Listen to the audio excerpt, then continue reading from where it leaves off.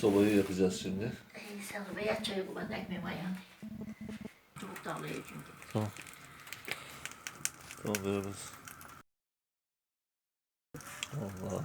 Yanlışız hepsi geçenden şeyden. Çünkü içi tür çok oldu. Birden dağlar, birden dağlar. Doldu ya içine. Ekmeğimiz olmak üzere.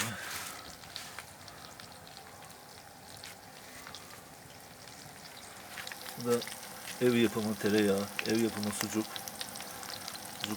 ve organik yumurta.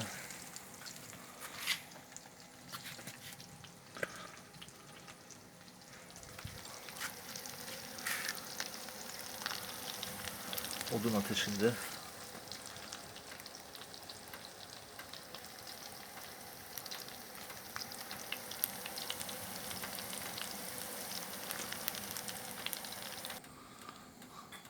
Evet. Yumurtamız hazır. Doğal hayat böyle. Bu da çayımız.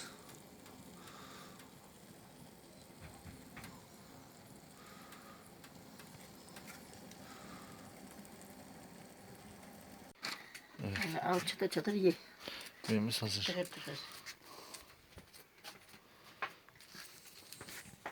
Şu ballar ikisi de buranın balı, bu Evet. köyün balı. Koyun balığı, koy Bir balığı. tanesi kestane balı, Bu bir çiçek tanesi çiçek balığı. balı.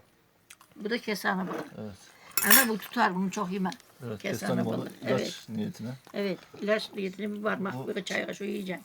Çiçek balığı Evet, kahvaltılık. o şey, reçel gibi yiyeceksin onu. Evet, kahvaltılık yani. Evet, Evet. öyle işte. Hadi afiyet olsun Bu bakalım. da koy çileğinin şeysi, dağ çileğinin. Dağ çileğinin reçeli. Dağ çileğinin reçeli bu da.